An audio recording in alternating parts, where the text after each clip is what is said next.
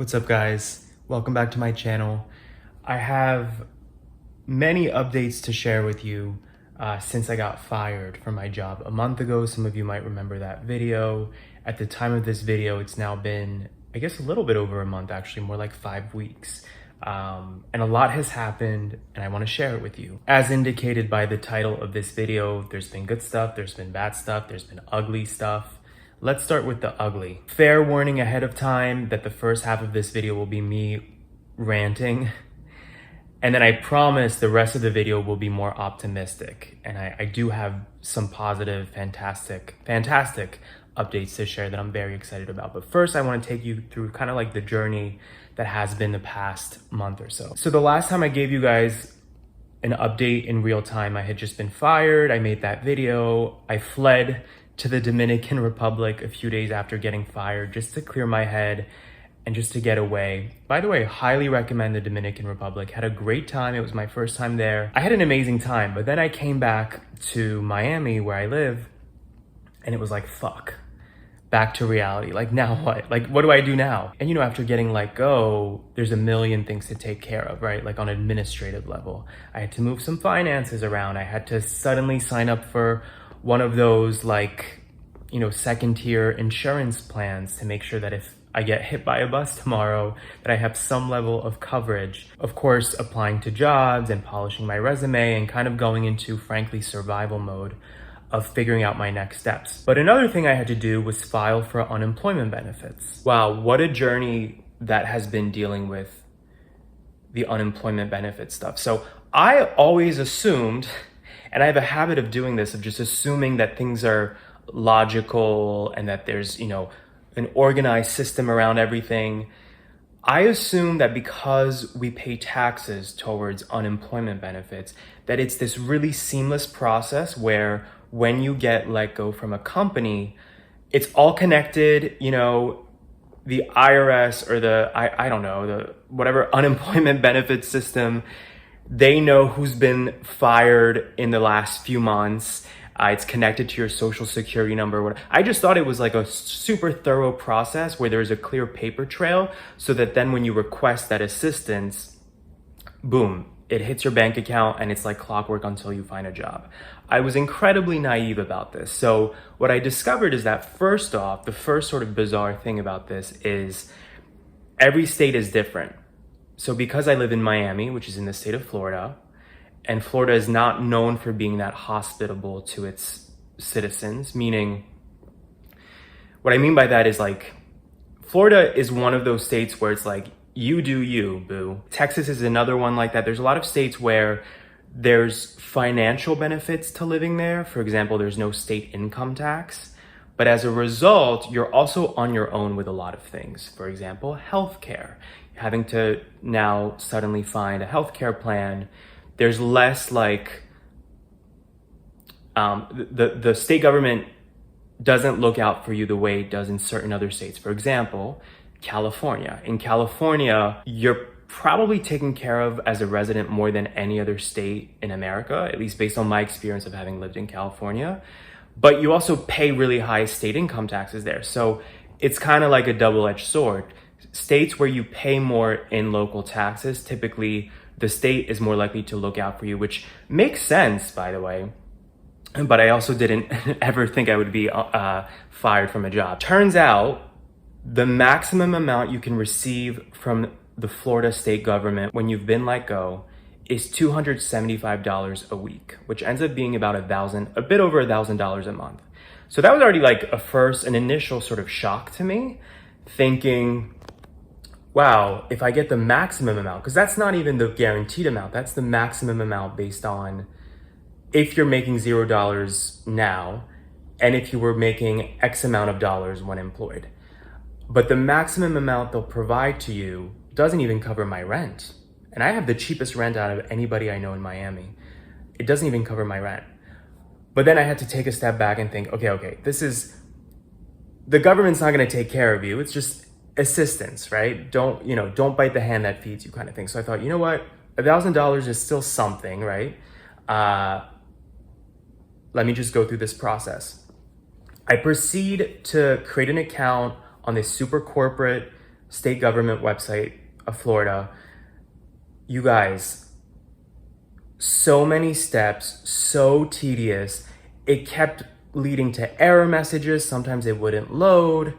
I finally get through the process, and then I'm told that I'm ineligible because I needed to make a separate account somewhere else in the Florida state career resource website. So basically, the state of Florida wants to make sure that you're actively looking for another job when you're getting unemployment benefits, which is fair. So they make you create a separate account on their version of like an Indeed or like a LinkedIn, like a job resource site, which is very silly because in the meantime, I had already been applying and even actively interviewing for jobs before I got let go. And the kind of jobs I'm looking for, frankly, are not going to be on this government website. They're just not. No company that I would work for would randomly think to post on the Florida career website for people who have just been unemployed. Like it's just not realistic. But again, I'm like, the state government needs you to do this. Play the game, right? So I'm playing the game. So I spend hours going through this process. And then, it's a government administrative thing, right? So then you have to wait several days for them to get back to you. Florida state government gets back to me saying I'm not eligible to receive unemployment benefits. Turns out they claim that I have made $0 the previous year, which makes absolutely no sense because I was fully employed the previous year. So I then had to go through an appeal process, which is another tedious process. And luckily for me, I'm the kind of person, I hold on to everything, every W-2, every tax record. So I had to send all these screenshots and PDFs to prove, no, I was employed and here's how much money I made. And then it's in the employer's court. It goes back to your former employer, and they have to verify earnings. So it's this whole process. So I wait, nothing changes. I go back to my former employer that let me go, which obviously at this point I would rather not communicate with, but I'm eligible, I'm entitled to this unemployment benefit system because I'm unemployed, and this is where tax money goes, right? Turns out my former employer never received anything from the state government. Like, they checked physical mail, they checked email, and they had no idea in what form it would even come, this verification thing. So of course, then I go back to this Florida website for unemployment benefits. I look for a phone number. Of course, it's the typical thing. You call and it's like, press 2 for this, press 5 for that, press 7 for that. Before you know it, you're pressing buttons for half an hour on a phone, and then it just leads you to hang up. Like, there's nobody to talk to. It's always busy, but it doesn't let you leave a message or connect you to anybody or no option for them to call you back. So to be honest, guys, the first week or two after I got let go, I was extremely on edge and really bitter because I thought to myself, wow, I got screwed over by my last employer. And now I feel like I'm getting screwed over by this government system that's meant to actually look out for you and help you when you're in this exact predicament. It does not make sense to me that you're a tax-paying citizen and that your taxes go towards systems like this, and then the system is completely broken and totally unreliable. So I tried again multiple times. I tried to reapply. I tried calling again. I did everything I could. And eventually I just gave up because I realized this is now not a good use of my time, that I keep trying with this silly, outdated corporate website for a benefit that frankly isn't going to be life-changing for me. I mean, $275 a week is not much at all. And the irony, you guys, this is the irony of it all. I make more than that on a weekly basis from day trading stocks and cryptocurrencies. So that's actually what's been keeping me afloat so far, is trading with the stock market. And in one sense, I'm like, thank goodness that I do that, and I'm super detail oriented, so I look at it every day. And basically, if you're not familiar with what day trading is, it's like, let's say Amazon stocks, right? Since I look at it every day, I know typically where Amazon stocks, like the price that it hovers around, like what one stock equals in terms of dollars. So the typical thing you do when you're day trading is like, you know, you watch it dip a little bit and then you buy, let's say 20 Amazon stocks. And then you wait for it to go back up in value and then you sell. So you're basically making a quick profit consistently. But day trading is not encouraged because, I mean, trading in general of stocks, all of this is risky. I mean, to people who are very skeptical about all of this, they basically consider it gambling. I don't consider it gambling, in that for me, gambling is mostly chance-based. With the stock market, of course, if the stock market crashes, you're screwed, and nobody knows exactly when the stock market will crash, but there is somewhat of a science to, like, you know, let's say, you know, Apple's about to release the iPhone, or like, you know that this thing, you read in the newspaper that Amazon is about to release some new service, right? So you can kind of predict market trends and stuff like that. But of course, you're still at the end of the day risking your money. That's why investments are risk-based no matter what. That's why there's always so much legal verbiage anytime you get into investments, right? So it's been quite a mind fuck for me, frankly, to think like, wow, this government system that we pay taxes for has totally failed me in this situation where it was supposed to protect somebody like me in this situation.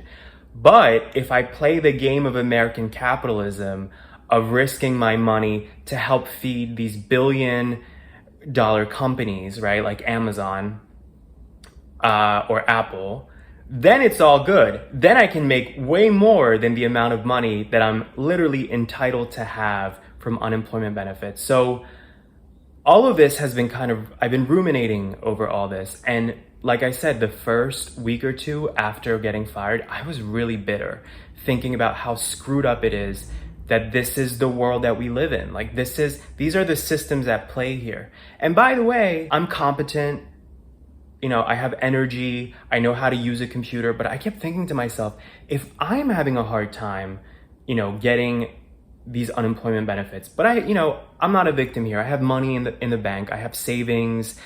Like I said, I day trade. I have side hustles.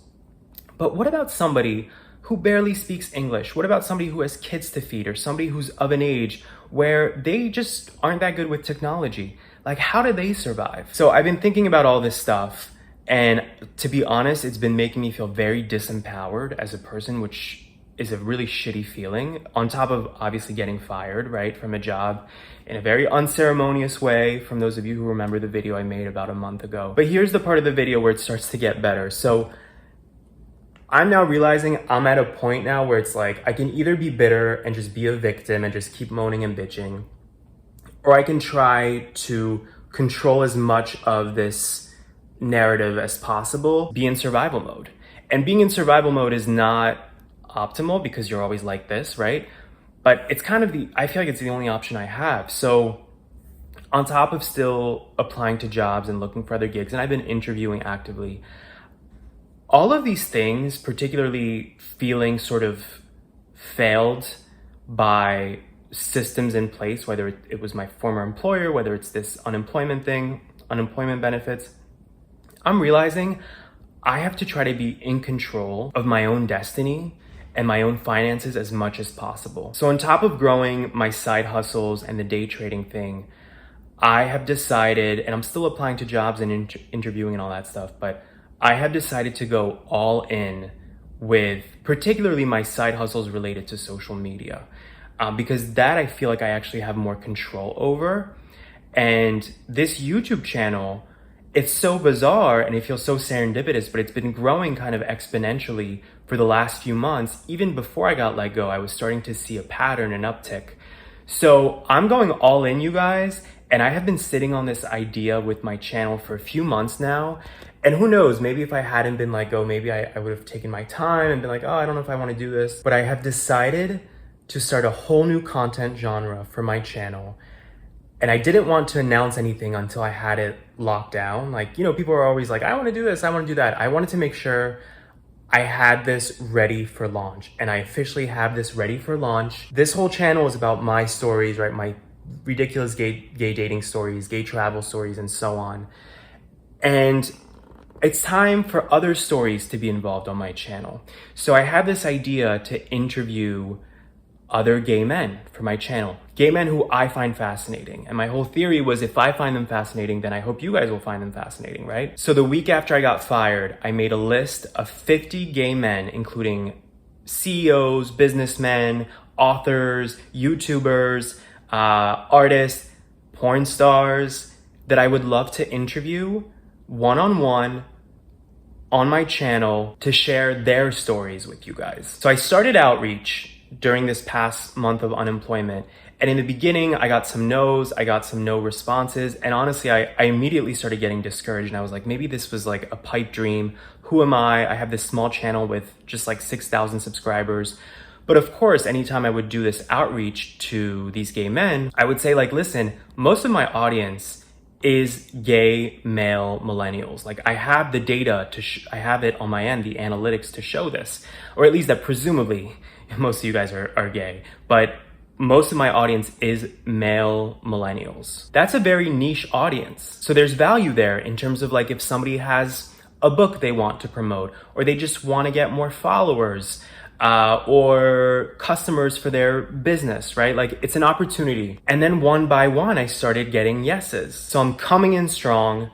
I have 3 interviews ready to go on my channel with 3 world famous adult stars, gay adult stars. I still can't believe I got these interviews. Like, this is so exciting. Half of the equation is already done, right? Like, I did these interviews. Now the second half is how you guys respond to these videos. And based on the community response, this could be like a whole new trajectory for my channel. The first one will come out in a few days on my channel. Make sure that you have all your notifications turned on for this channel. If you watch my videos on your phone, you can click the bell button on my channel, and there you can customize so that you get every time I put out a new video, then you're notified. Otherwise, YouTube, it's kind of weird, but otherwise YouTube selectively decides which videos you'll get notifications about. I don't want you to miss this one. Trust me, you do not want to miss these videos and these conversations. So if you're a community member though, I will give you early access to these videos, and I'm going to release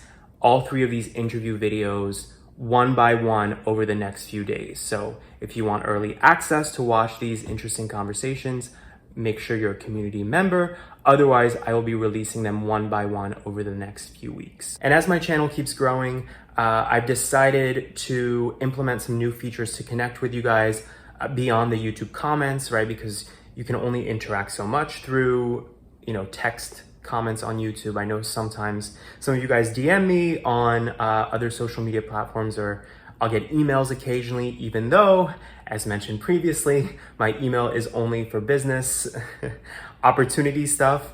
But clearly some of you guys want to connect off of YouTube. So I've decided to implement some new features. If you go to where all my links are on my channel, on my about page, and also in the description box of any video, I've added some new links. One of them is Cameo. If you're not familiar with Cameo, Cameo is a way to get like shout out videos basically. So the typical example will be, I don't know, let's say you want a happy birthday message from Meryl Streep. Meryl Streep then records a video, boom, you get that for your birthday. So Cameo is a way that we can connect over video, but I also am working on setting up a video call feature so that if any of you guys want to talk, I feel like oftentimes I get messages about you guys going through rough things or things that you relate to in my videos with, let's say, dating, for example, and dating apps. So I'm working on a way to set that up. So stay tuned on that front. So all in all, it's a lot of exciting channel updates that are keeping me motivated during this bizarre time for me. And I really hope you guys enjoy what's to come. If you have any feedback for me already based on what I've mentioned in this video with some of these changes with my channel and things to look forward to, let me know in the comments. Otherwise, stay tuned for the next video coming out very, very soon. My first ever interview on this channel with an adult, world famous, I should add, world famous adult star that I'm sure many of you know of already. Stay tuned for that video. Can't wait to share it. See you next time.